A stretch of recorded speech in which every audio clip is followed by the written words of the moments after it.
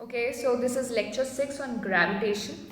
आज का हमारा टॉपिक है gravitational field and intensity of gravitational field. ठीक है, सबसे पहले ग्रेविटेशनल फील्ड क्या होती है? फील्ड। ओके, सो आप लोगों ने क्लास 10th में मैग्नेटिक फील्ड तो पढ़ा था।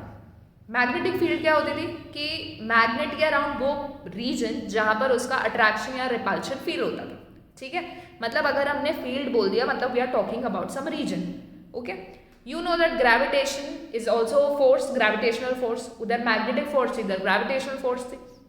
तो ग्रेविटेशनल फील्ड क्या हुई? वो पर्टिकुलर एरिया, वो रीजन किसी बॉडी के आसपास जहां पर क्या फील हो रहा है? ग्रेविटेशनल पुल फील हो रहा है। वहां पे हम अट्रैक्शन रिपल्शन बोलते थे क्योंकि मैग्नेटिज्म दोनों शो करता था। बट ग्रेविटेशनल फील्ड का नेचर क्या है? It is always attraction. तो हम क्या बोलेंगे? इट इज द रीजन और space around a material body in which its gravitational pull can be experienced. समझ आ गई? सपोज ये पार्टिकल मैंने ड्रॉ किया और मैं बोल रही हूँ कि ये इसका ग्रेविटेशनल फील्ड है। पहली बात तो ये एक इमेजिनरी कॉन्सेप्ट है, ऐसे प्रॉपरली कुछ ड्रॉ नहीं हो रखा होता किसी चीज़ के आसपास ही। अच्छा, यहाँ तक इसका ग्रेविटेशनल पुल एक्सपीरियंस होगा? Obviously no. Magnetic field were also the imaginary lines, right? तो जो फील्ड का कॉन्सेप्ट होता है इट इज इमेजिनरी, है ना? तो वो imaginary space area around that particular body जहाँ पे उसका gravitational pull can be experienced is gravitational field. समझ आ गई बात? ठीक है। Now second is intensity of gravitational field. Gravitational field की इंटेंसिटी, कहीं पर ज़्यादा फील हो रही होगी, कहीं पर कम फील हो रही होगी। ठीक है, तो वो चीज़ होती है इंटेंसिटी। कितना ग्रेविटेशनल पुल फील हो रहा है किसी चीज़ का, that is its intensity. Alright, ठीक है। अब इसकी पर्टिकुलर डेफिनेशन क्या होती है? The intensity of gravitational field at any point due to a given body is defined as the force experienced by unit mass placed at that point provided the unit mass doesn't disturb the field due to the given body। क्या बोल रहे हैं ये कि किसी particular object का gravitational field मुझे निकालना है। सपोज ये m है, ठीक है, इसका ग्रेविटेशनल इंटेंसिटी मुझे निकालना है। मतलब मुझे तो क्या करूंगी मैं? एक पर्टिकुलर मास रखा m, जिसको हम बोलते हैं टेस्ट मास। टेस्ट मास क्यों बोल रहे हैं? क्योंकि हम चेक करना चाहते हैं कि इसकी ग्रेविटेशनल जो इंटेंसिटी है वो कितनी है। ठीक है, तो ग्रेविटेशनल इंटेंसिटी का फॉर्मूला होता है फोर्स अपॉन मास। फोर्स अपॉन मास, है ना, फोर्स पर यूनिट मास। तो देखो फोर्स कितना लग रहा होगा? फोर्स लग रहा होगा आपका Gm upon are square divided by this particular mass जिसको तुम टेस्ट मास की वजह से टेस्ट मास के लिए यूज कर रहे हो, यानी m। तो ये कैंसिल हो गया। बेसिकली क्या बचा? G capital M upon are square. मतलब जिस भी बॉडी के लिए तुम क्या निकालना चाह रहे हो ग्रेविटेशनल, उसकी इंटेंसिटी, सपोज मुझे इसके लिए चाहिए स्मॉल m के लिए, तो क्या करोगे? कोई भी एक टेस्ट चार्ज ले आए m नॉट, तो फॉर्मूला क्या हो जाएगा ग्रेविटेशनल इंटेंसिटी का? F upon m not. F upon m not वो कितना हो जाएगा आपका? आ जाएगा Gm अपॉन, इनके बीच का distance if it's r, Gm upon are square. ठीक है, समझ आ गई बात? So this is your intensity of gravitational field. इसको डिनोट हम करते हैं कैपिटल E से। इसका डिनोट क्या करते हैं? कैपिटल E से। And it is also a vector quantity. Okay, तो हम रीड कर लेते हैं अभी तक जो भी पढ़ा हमने, तो इसको रीड कर लेते हैं अभी जो भी मैंने बताया। So if m naught is a test mass and f is the force acting on it by a given body of a point, then the intensity of gravitational field होगी F upon m naught. m naught क्या है? Test मास, जिसको आप check करने के लिए लाए हो, टेस्ट करने के लिए लाए हो, उससे डिवाइड कर रहे हो। ठीक है, इसका यूनिट क्या हो जाएगा? फोर्स का यूनिट होता है न्यूटन, मास का होगा kg, तो न्यूटन पर kg। ठीक है, it is a vector quantity. क्यों होगी वेक्टर क्वांटिटी? बिकॉज देखो फोर्स अपॉन मास है, आपका mass is scalar, force is vector, तो vector upon scalar vector quantity आएगा। एंड वेक्टर है तो इसका डायरेक्शन भी होगा, तो इसकी डायरेक्शन क्या होती है? जो फोर्स की डायरेक्शन होगी वही इसकी डायरेक्शन होगी। ठीक है, फोर्स और इसकी direction is same. Is this clear? ठीक है, तो इसको न्यूमेरिकली अगर समझना है तो if an object of mass 20 kg experiences a force of 100 newton because of an object B. एक ऑब्जेक्ट बी है जिसकी वजह से ए पर लगने वाली force is 100 newton. 100 newton force लग रही है ए पर, किसकी वजह से? बी पे, बी की वजह से। तो जो gravitational intensity of B, gravitational intensity of B is given by the total force which is 100 divided by the mass of the test mass, basically जिसको आप लेकर आ रहे हो, यानी बाय 20, दैट इज 5। समझ आया? जिसको आप लेकर आए हो उसको डिवाइड करना है, तो आपको किसकी मिलेगी इंटेंसिटी? जो उधर पॉइंट रखा हुआ था ऑलरेडी। समझ आ गई बात? ओके, तो अब हम इसका एक्चुअल मीनिंग समझते हैं ग्रेविटेशनल इंटेंसिटी का। दो मासेस हैं, कैपिटल और स्मॉल एम। स्मॉल एम को हम बोल रहे हैं टेस्ट मास, ठीक है। इन दोनों के बीच का जो डिस्टेंस है वो है x, okay.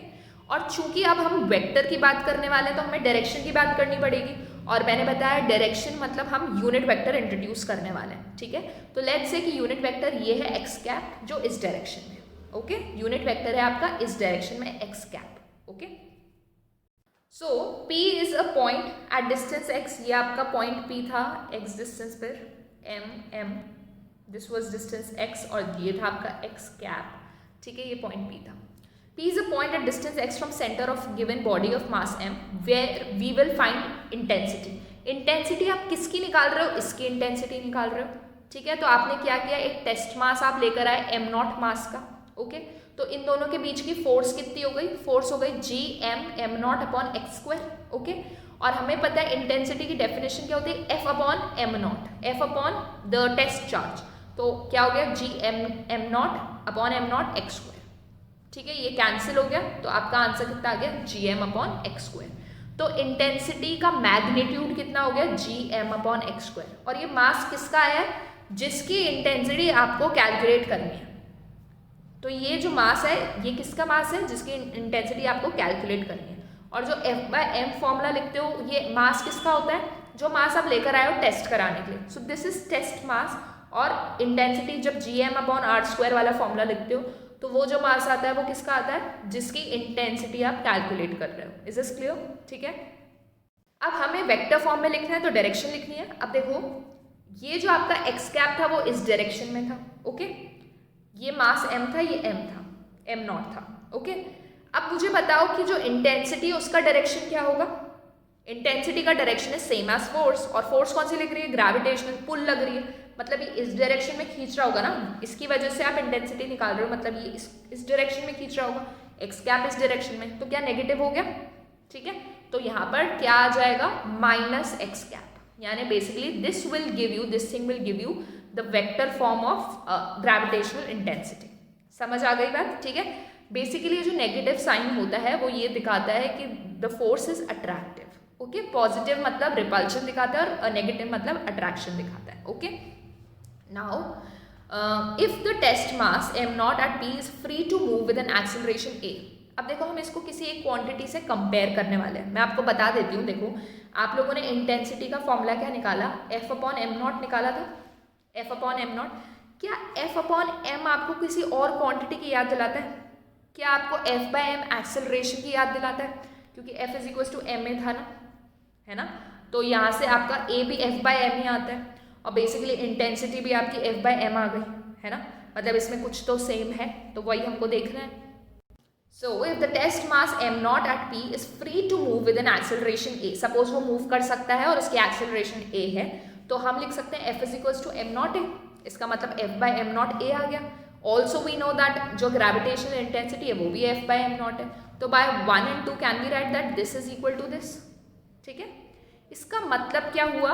That intensity of gravitational field is numerically equal to the acceleration produced on the test mass at that point.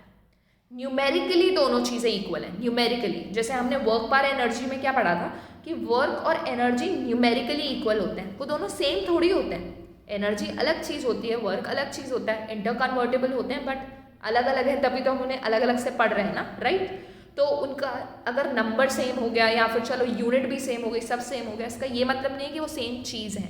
यहाँ पर भी वो क्या है, वो न्यूमेरिकली इक्वल हुए हैं, बट अगेन वो दोनों अलग अलग चीज़ें ही दिखाते हैं आपको, ओके। ये चीज़ आपको और क्लियर होगी। अभी देखो हम निकालते हैं intensity of gravitational field on surface of the earth. Intensity of gravitational field on surface of the अर्थ, हमें सर्फेस ऑफ द अर्थ के लिए निकालना है। On the surface of the अर्थ जो डिस्टेंस x होता है वो r के इक्वल होता है। मुझे पता है कि अगर मुझे मास m के लिए ग्रेविटेशनल इंटेंसिटी निकालनी है तो वो कितनी हो जाती है? G M upon X square या आर स्क्वायर, जो भी डिस्टेंस होता है। यहाँ पर अगर कोई ऑब्जेक्ट है वो सरफेस पे रखा हुआ है तो उसकी डिस्टेंस कितना हो गया? कैपिटल आर हो गया, तो बेसिकली मैं लिख सकती हूँ E is equals to G M by R square.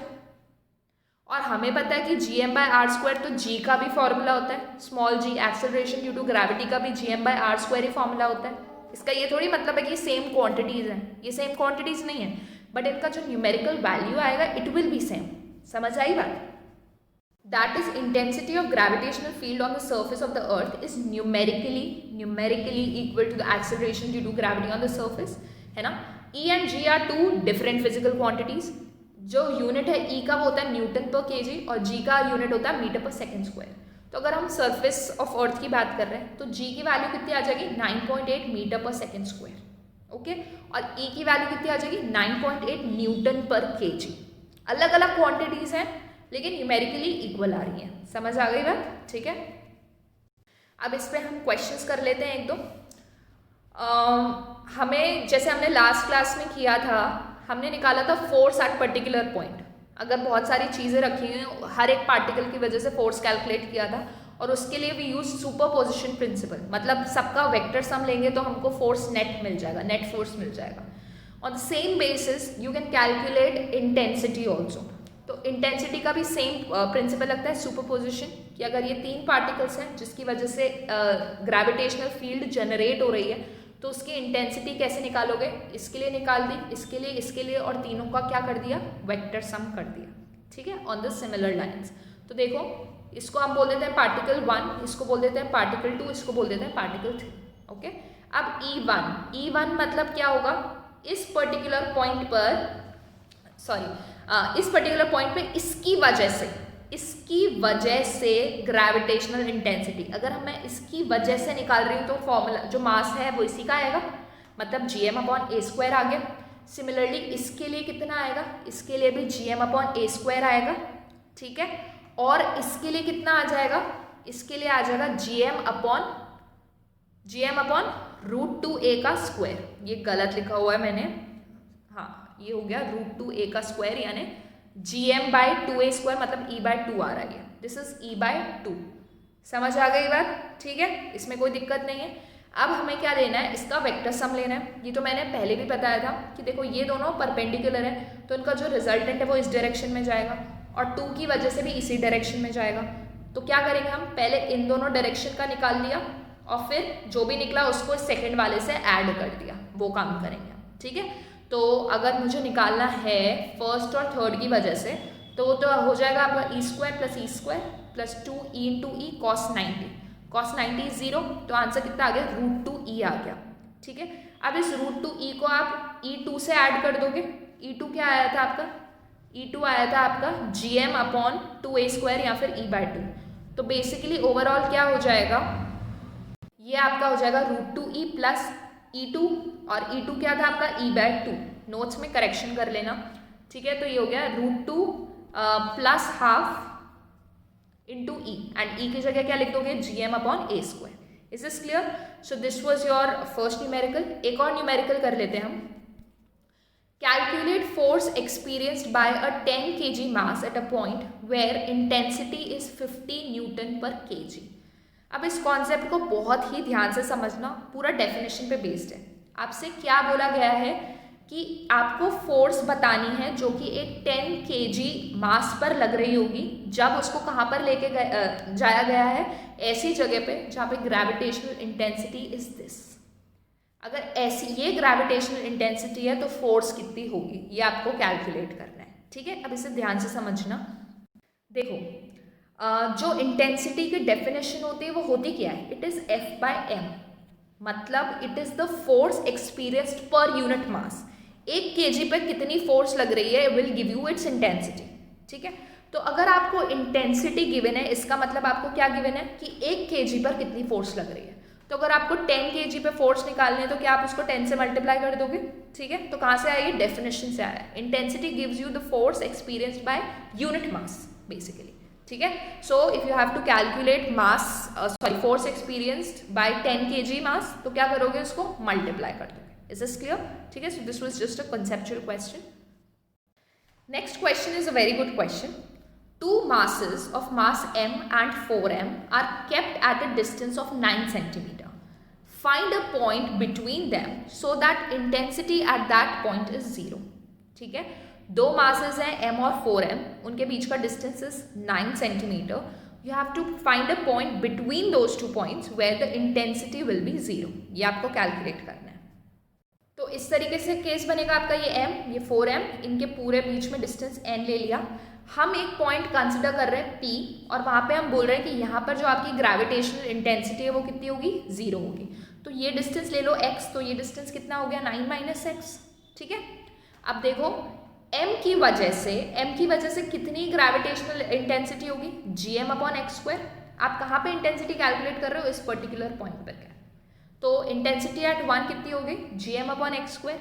Okay, and 4m की वजह से जो ग्रेविटेशनल इंटेंसिटी आई पॉइंट P पे वो कितनी हो गई, g into mass that is 4m upon distance का square that is 9 minus X का स्क्वायर. ओके, अब देखो ध्यान से देखो, ये जो मास है वो इसको इस डायरेक्शन में खींचेगा. अगर पॉइंट P कोई है हाइपोथेटिकल, कुछ मास रखा हुआ है इस डायरेक्शन में, और ये इसको इस डायरेक्शन में खींचेगा. तो ये दोनों इस पॉइंट P पे ग्रेविटेशनल इंटेंसिटी 0 कब होगी, जब ये दोनों चीज़ें इक्वल हो जाए. मतलब बेसिकली आपको क्या करना है, E1 इक्वल्स टू E2 करना है. Okay, so since they act in opposite direction, E is 0 when E1 is equals to E2. मतलब this is equal to this, G से G कैंसिल हो गया, M से M कैंसिल हो गया, आपके पास बचा 9 minus X square is equals to 4x square. अब इसको ओपन करके नहीं, मैं डायरेक्टली सॉल्व कर रही हूँ, दोनों साइड रूट लिया तो क्या होगा, 9 minus x is equals two plus minus 2x. अब एक बार प्लस 2x के साथ ले लो, एक बार माइनस 2x के साथ ले लो. जब हम इस चीज़ को सॉल्व करेंगे तो you will get your x to be 3, और जब यहाँ से सॉल्व करेंगे तो x आएगा आपका -9. दिस इज़ नॉट पॉसिबल क्योंकि आप कंसिडर करो पूरा 9 है, -9 पता नहीं कहाँ होगा, है ना. तो इनके बीच का डिस्टेंस तो 3 आएगा ऑब्वियसली. तो this is the correct answer. मतलब अगर आप 3 डिस्टेंस पर कोई भी पॉइंट रखते हो तो वहाँ पर कोई इंटेंसिटी फील नहीं होगी. समझ आ गई बात. So this was it.